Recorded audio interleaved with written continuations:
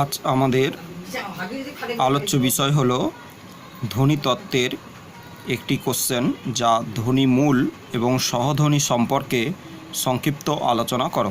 প্রশ্নটা আরেকবার বলি। ধ্বনিতত্ত্বের আমাদের আমরা 4টে প্রশ্ন দিলাম। এটা নিয়ে 4টে কোশ্চেন হচ্ছে।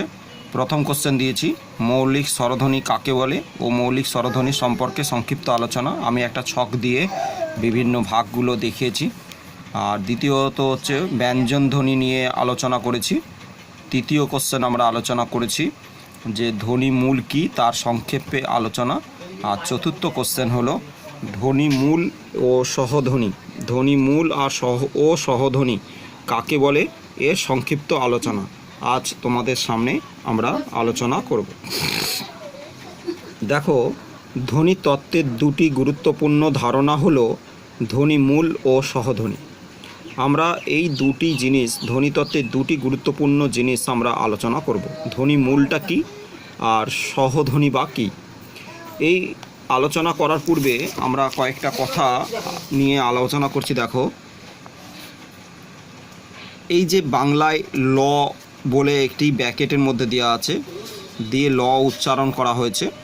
ল দিয়ে যে কোনো একটি শব্দ তুমি ল আদিতে যদি বসাও তাহলে ল দিয়ে দেখো লম্বা, যদি আদিতে ল থাকে তাহলে লম্বা, যদি মাঝখানে ল থাকে তাহলে পল্টু, এটা হচ্ছে পল্টু, আর যদি শেষে ল থাকে তাহলে হবে চালতা। এখানে লটা সবার শেষে না হয়েও যদি তুমি শেষে মনে করো, তাহলে দেখো এখানে আমি আরও উদাহরণগুলো দিচ্ছি বইয়ের, আমাদের টেক্সট বইয়ের অনুযায়ী। একটা দেখো উল্টো, একটা লঙ্কা, আর একটা দেখো আলতা। তিনটে আছে। এই তিনটিতে দেখো 3 রকম লয়ের উচ্চারণ এসেছে।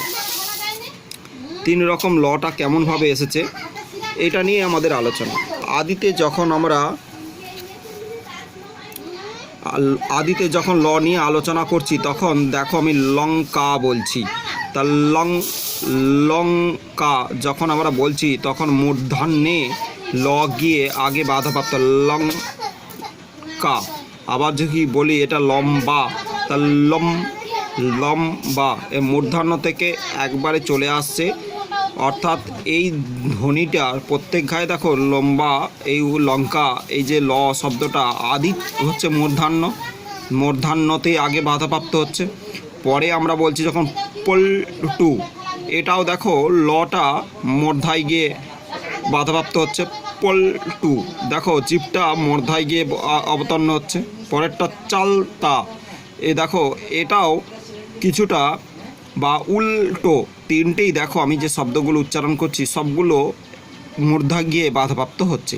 তাহলে মূল জায়গাটা হলো, আমরা যে কোনো শব্দ উচ্চারণ করি কেন, তার মাঝখানে যদি ল শব্দটা থাকে, সেই শব্দটা উচ্চারণ যদি মূর্ধান্য হয় তাহলে এটাকে ধ্বনিমূল বলে।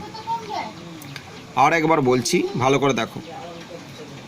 যেমন ল একটি শব্দ বা ল একটি বর্ণ, এই বর্ণ দিয়ে কয়েকটা আমি শব্দ তৈরি করব। তার আদিতে একটি শব্দ তৈরি করবো, ল থাকবে, তার মধ্যেখানে থাকতে পারে, তার শেষেও থাকতে পারে, বা মধ্যেখানে থাকবে, কিন্তু উচ্চারণটা আমাদের দেখতে হবে কোথা থেকে উচ্চারণ হচ্ছে। আমি যদি লম্বা শব্দটা ব্যবহার করি, তা লম্বা উচ্চারণটা দেখো আমাদের জিভটা কোথায় গিয়ে বাধা পায়, দুটো দাঁতের ওপর পাটিতে লেগে আর উপরে যে মূর্ধায় সেখানে অবতরণ করছে। দ্বিতীয়টা বলছি পল্টু, লালটু। এই যে পল্টু শব্দটা বলছি, তাহলে পল্টু, তাহলে পোল উপরে দেখো এই সেই মূর্ধায় গিয়ে বাধাপ্রাপ্ত হচ্ছে।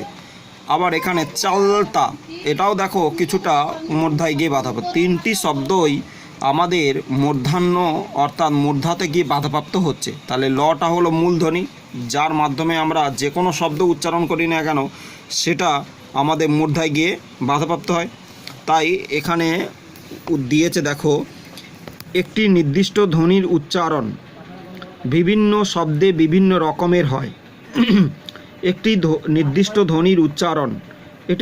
ধ্বনির উচ্চারণ বিভিন্ন শব্দে, অর্থাৎ আমি লম্বা যখন উচ্চারণ করছি তখন উচ্চারণটা আলাদা হয়ে যাচ্ছে।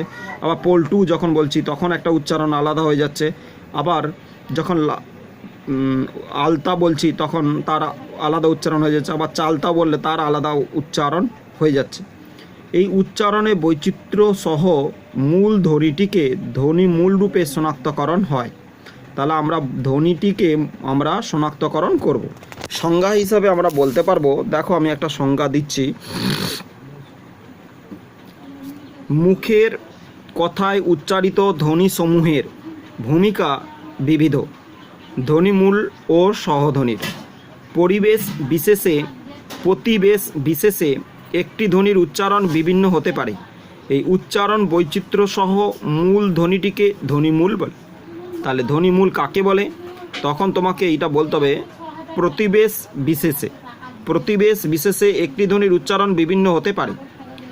উচ্চারণে বৈচিত্র্য সহ মূল ধ্বনিটিকে ধ্বনিমূল বলে।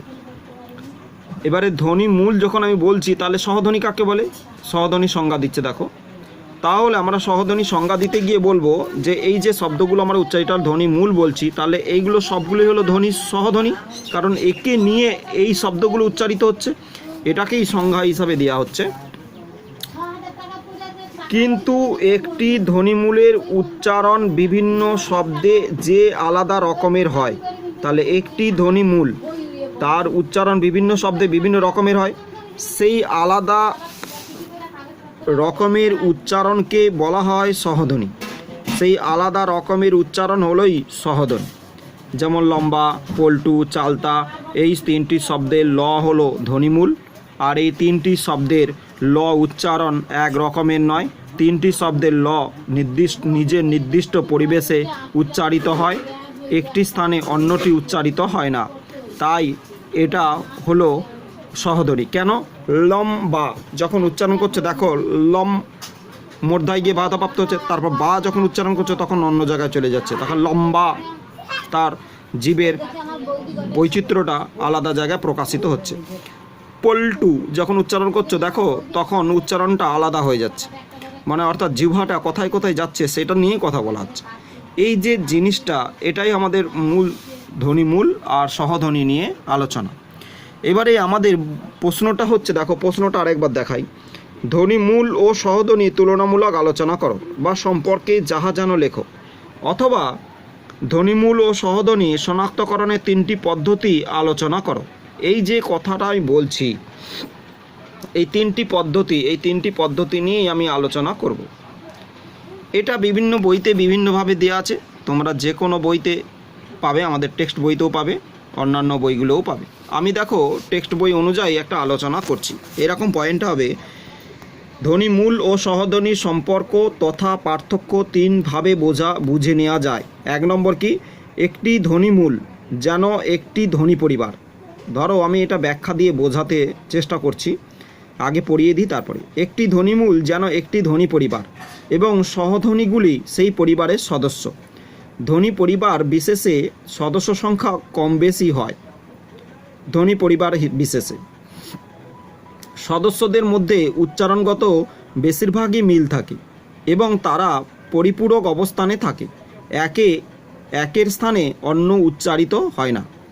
যেমন আমি উদাহরণ দিচ্ছি, তোমার পরিবারে তোমার বাবা হলো মেন, তাহলে তোমার বাবা হলো ধ্বনিমূল। তোমার মা, তুমি, তোমার ভাই, তোমার বোন, তোমার আদার্স যারা যারা আছে তারা হলো সহধ্বনি। এই যে ধ্বনিমূল তোমার বাবা অর্থাৎ কর্তা, আর বাকি যারা তোমরা এক জয়েন্টে থাকো বা একই ফ্যামিলির মধ্যে বসবাস করো, তাই তোমাদের বাকি সকলেই হলো সহধ্বনি। এই যে প্রত্যেকে কথাবার্তা বলছো, তো প্রত্যেকে কথাবার্তা বলার সকলের সঙ্গেই তোমাদের একটা শিক্ষা, ভাষা, একটা মিল রয়েছে। তোমরা বিভিন্ন জায়গায় বিভিন্নভাবে অবস্থান করতে পারো, অর্থাৎ কাকা হয়তো কলকাতা থাকে, তুমি হয়তো মুম্বাই থাকো, কেউ হয়তো মুর্শিদাবাদে থাকে। তাহলে বিভিন্ন পরিবারের সদস্য তারা বিভিন্ন জায়গায় অবস্থান করবে, কিন্তু তারা যখন কথা বলবে তাদের ভাষাগত দিকটা একই থাকবে। তারা অন্য কোনো ভাষায় কথা বলতে পারবে না। তাদের ভদ্রতা, তাদের শিক্ষা, তাদের সংস্কৃতি, তাদের মেলবন্ধন ওই ভাষার মধ্যেই চলবে। তাই এটা হলো ধ্বনি মূল আর সহধ্বনির মধ্যে একটা উদাহরণ হিসাবে আমি বোঝালাম। 2 নম্বর পয়েন্টটা দেখো, ধ্বনি মূল হলো কল্পনা আর সহধ্বনি হলো তার বাস্তব ও সাব্য অস্তিত্ব। হ্যাঁ, ধ্বনিমূল কল্পনা কেন না, আমি একজনকে ধরে নিচ্ছি, ধরো আমার বাবা এখানে প্রধান, তাই আমার বাবা এখানে যেহেতু পরিবারের মূল সদস্য এবং তিনি যা পরিচালনা করেন সেটাই আমাদের মেনে নিয়ে চলতে হয়, তাই বাবাকে আমরা কল্পনা করে নিচ্ছি। আর বাস্তব রূপটা হচ্ছে আমরা যারা যারা আছি তারা বাবা বেশিরভাগ সময় বাড়িতে থাকেন না, কিন্তু আমরা অন্যান্য সদস্যগণ তারা আমরা প্রত্যেকেই কিন্তু বাড়িতে থাকি, তারা প্রত্যেকেই আমরা নিজেরা কথাবার্তা বলি। তাই এই তিনটি দিকটা আমাদের উল্লেখ করতে হবে। যেমন ল হলো মূলধ্বনি আর তার বাস্তবিক উচ্চারণ তিন ধরনের হয়, যেমন লালটু পল্টু, হ্যাঁ, চালতা, লম্বা, লঙ্কা, এই যে শব্দগুলো আমরা ব্যবহার করলাম এগুলো আলাদা আলাদা হয়, তাই এটা হলো তার বাস্তবিক রূপ। 3 নম্বরটা দেখো, ধ্বনিমূল ভাষার অর্থের পার্থক্য আনে, এক শব্দ থেকে আর এক শব্দকে পৃথক করে, কিন্তু সহধ্বনি অর্থের তফাৎ করতে পারে না।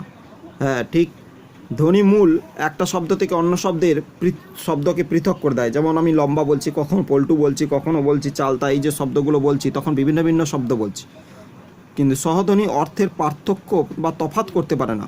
যে শব্দটা করছি সেই শব্দের মধ্যে কোনো পার্থক্য নেই। যেমন দাম আর দাম, দুটো শব্দ রয়েছে, দেখো দান শব্দ দুটোই কিন্তু ধ্বনিমূল, কিন্তু দন্তের ন লাস্টের উচ্চারণ এর দন্তের ন আর এর হচ্ছে ম, এই দুটি শব্দের পার্থক্য ঘটেছে, তাই অর্থ পাল্টে গেছে।